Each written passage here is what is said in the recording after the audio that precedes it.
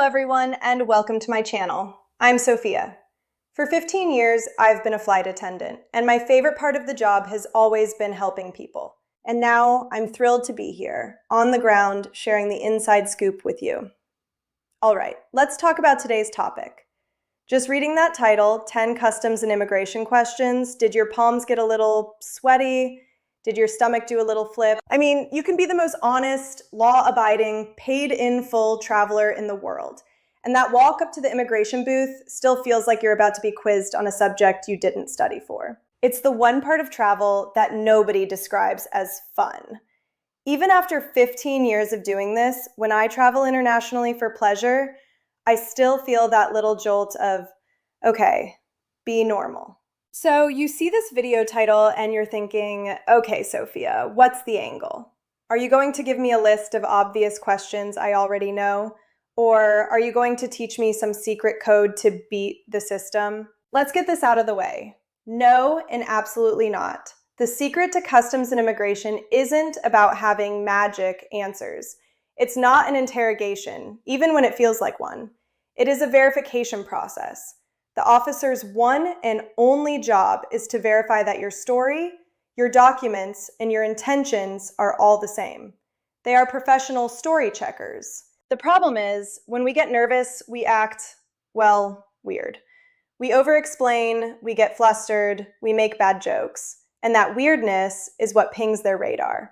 An innocent, nervous traveler can look exactly like a guilty, nervous traveler. So in this video, I'm going to be your confidence coach. We are going to demystify this process. We're going to break down the 10 most common questions you will be asked. But we're not just going to list them.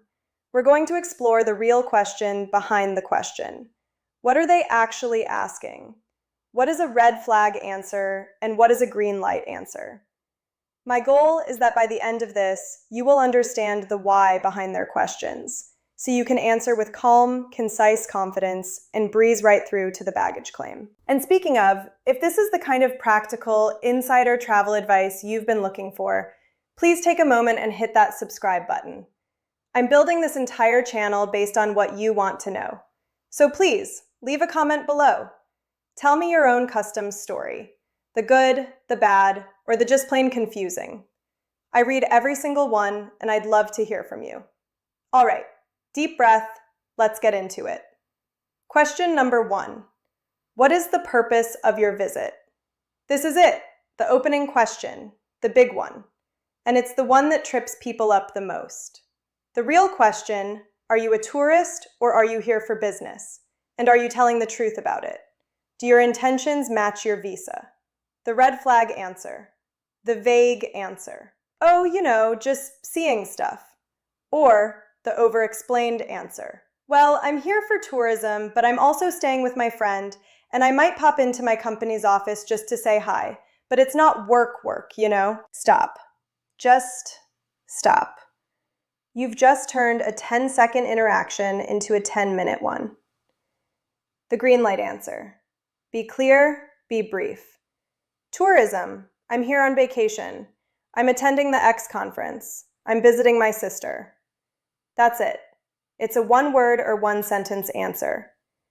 I saw a passenger once on a flight to London. He was in his 20s, looked like a student. On the flight, he was telling me he was going to visit his aunt, but also see if he could find some work for the summer. I saw him again hours later in the terminal. He looked exhausted. He told me he'd spent 3 hours in secondary screening.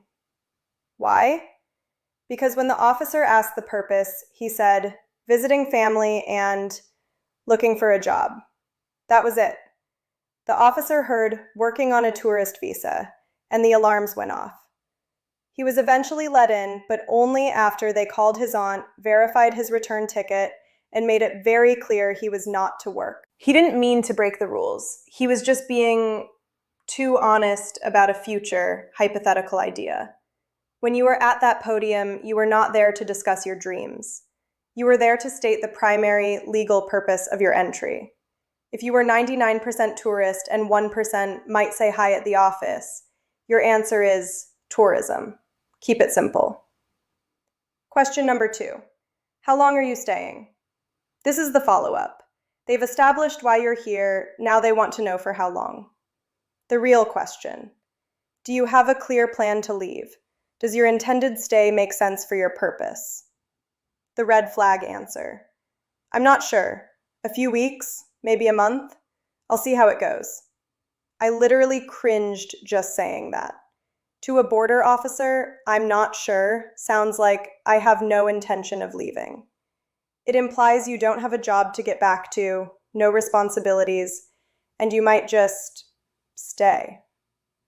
This is the biggest red flag for someone who might overstay their visa. The green light answer: be specific. 10 days, 2 weeks, until next Sunday. Your answer should be instant, and it should perfectly match the return ticket you have in your bag. If you say 10 days and your return ticket is for 10 days from now, you've just created a consistent story. The officer thinks, this person has a plan. They have a flight home. They are a legitimate visitor. I was on a flight back to the US once, and I was chatting with a passenger who was a retired gentleman. Lovely guy. He was coming to visit his daughter in the US for a while. He was retired, so he really was flexible. He told me at baggage claim that the officer asked him, how long are you staying? And he said, oh, for as long as my daughter will have me. Maybe a month, maybe 2. He said it with a big, happy laugh. The officer did not laugh. He was pulled into secondary. They wanted to see his finances. They wanted to know how he would support himself for 2 months. They wanted to know in no uncertain terms why he didn't have a return flight.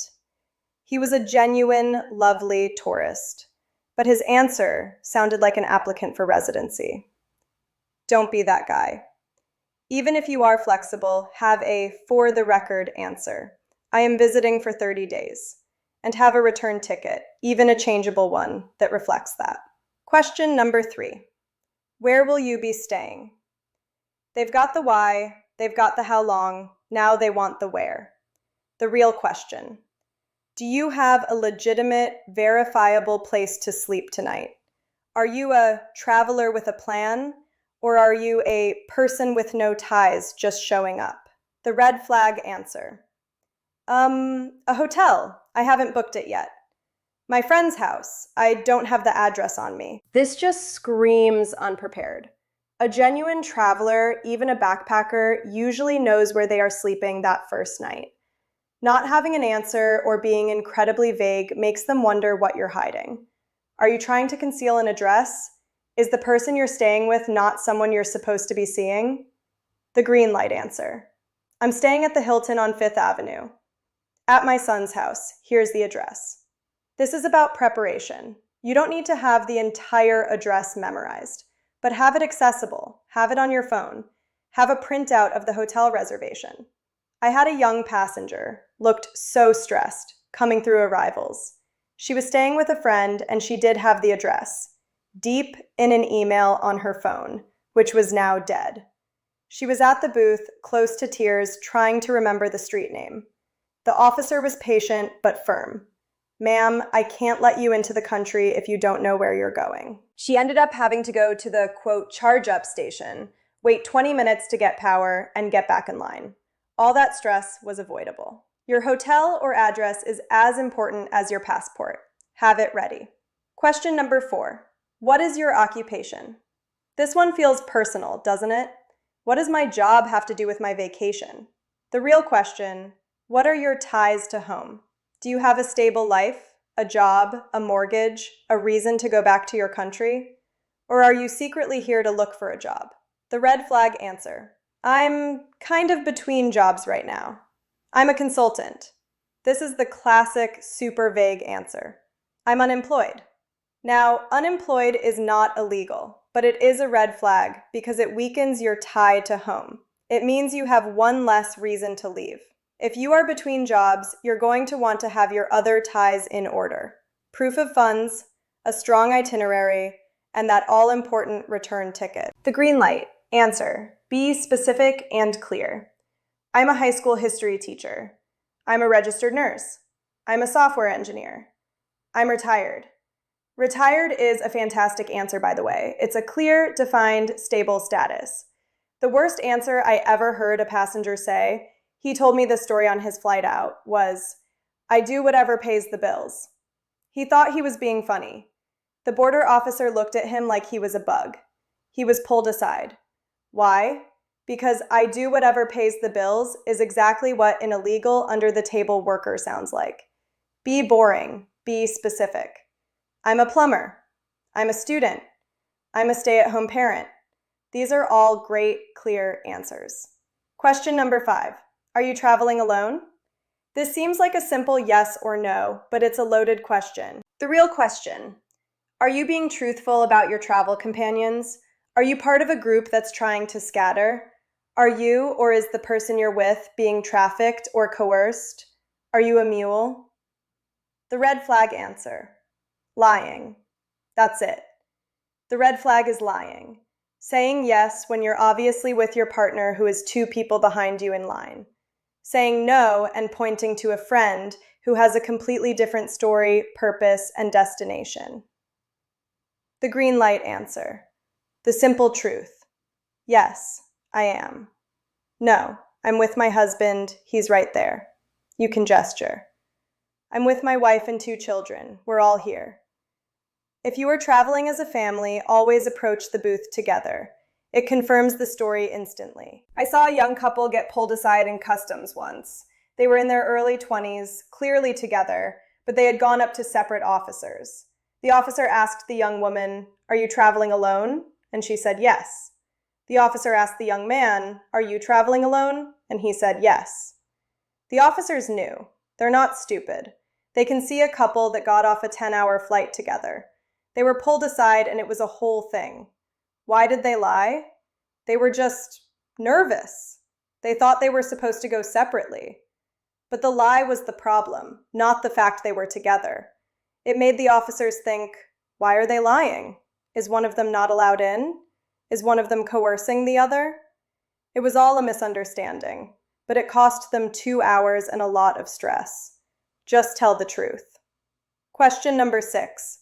How much currency are you carrying? The real question: are you carrying over the legal undeclared limit, which is usually $10,000 in cash in the US? And second, do you have enough money to support yourself so you don't end up working illegally? It's a 2-part question. They're checking for too much, potential money laundering, and too little, potential for illegal work. The red flag answer: a little bit, enough. Or saying $500 when your wallet is visibly bursting with cash. Or saying, I have $20,000 if you haven't filled out the declaration form. The green light answer: I have about $300 in cash and my credit cards. I'm carrying $1,500. Be honest and be specific. They're not judging your vacation budget. I've seen college kids get in with $200 in a credit card, and I've seen high rollers get in with $9,000 in cash. Both are legal. The only time I've seen this go badly is when a passenger lied. A gentleman on a flight to Asia was randomly selected for a customs bag check. The officer asked, "How much currency?" The man said, "About $2,000. The officer found $15,000. Tucked in different envelopes, in his socks, in his books. His trip was over. The money was seized and he was put on the next flight back to the US. It is not illegal to travel with that much money. It is only illegal to not declare it. He would have had to fill out 1 extra form. That's it. His lie cost him his entire trip and his $15,000. Question number 7. Do you have anything to declare? This is the big customs question, as opposed to the immigration question. The real question: have you actually read that little landing card you signed? Are you bringing in commercial goods, large gifts, or restricted items? The red flag answer: a quick, unthinking no. Especially if you are dragging 2 giant suitcases full of brand new looking items. Or laughing and saying, "Just my dirty laundry." The green light answer: no, just my personal effects. Or, yes, I have about $200 in gifts for my family. Yes, I have a bottle of wine and some chocolates. This is a test of your honesty. The duty-free allowances are usually quite generous. If you bought a bottle of perfume and some chocolate, just say so. They will almost always just wave you through. But if you lie and they randomly check your bag and find 3 new designer handbags, you've got a problem. You'll be paying fines, not just duty. Question number 8. Are you bringing in any Food, plants, meat, or dairy products? This is the follow-up, and it's the one that costs innocent travelers the most money. The real question: are you accidentally carrying a biological or agricultural pest that could destroy our country's entire farming industry? No, I am not exaggerating. That is exactly what they are asking. The red flag answer: no, no food. While you have a half-eaten ham sandwich from the plane in your bag, just a snack for later. The green light answer: no, nothing at all. Or, yes, I have a bag of factory-sealed cookies. Yes, I have an apple I forgot to eat on the plane. Here's the most important thing I can tell you in this video. When in doubt, declare it. I had a passenger, a sweet older woman, flying into Australia. She had an apple, a single apple, from the breakfast service on the plane that she'd put in her purse for later. She marked no on the food box. A sniffer dog, a very cute beagle, sat right down at her feet. The officer asked her, "Ma'am, do you have any food?"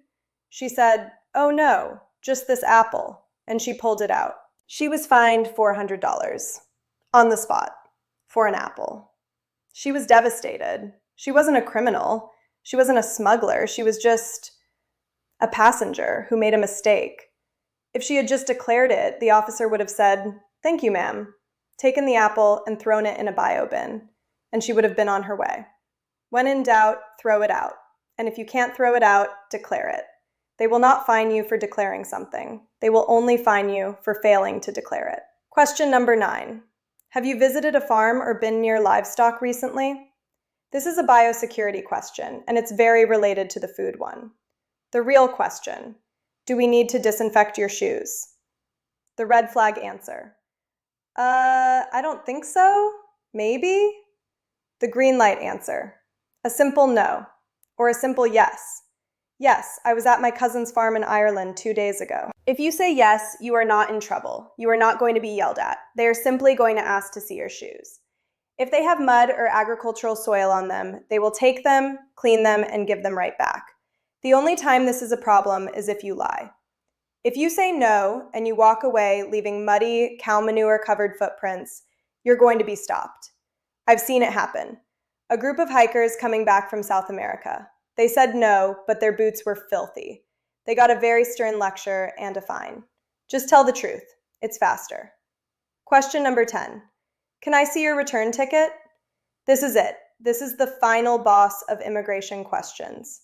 The real question. You've told me your purpose, your duration, and your plans. Now prove it. The red flag answer. Oh, I was going to buy it later. It's on my phone, which is dead. I don't have one. I'm flexible. I was going to buy it later is the single worst answer in this entire video. It confirms all their fears. You have no ties, no plan, and no intention of leaving. You will be in secondary screening so fast your head will spin. The green light answer. Yes, here is a printout. Yes, it's right here in my email. I'll pull it up. Here is my pro tip as a flight attendant who has seen it all. Always, always, always have proof of your return journey. And do not rely on your phone. We had a flight land after some bad turbulence. A man's phone flew out of his hand and smashed. It was dead. He got to the immigration booth and the officer asked to see his return ticket. He couldn't provide it. His hotel reservation? Also on the dead phone. His friend's address? On the phone. He was a 100% legitimate tourist, but he looked like the most suspicious person in the world. He had no proof of anything he was saying. He was detained for hours. It was a nightmare. Always have a backup. Print a copy of your return ticket in your hotel reservation. Keep it in your passport. It is the single best piece of insurance you can have. So there we have it.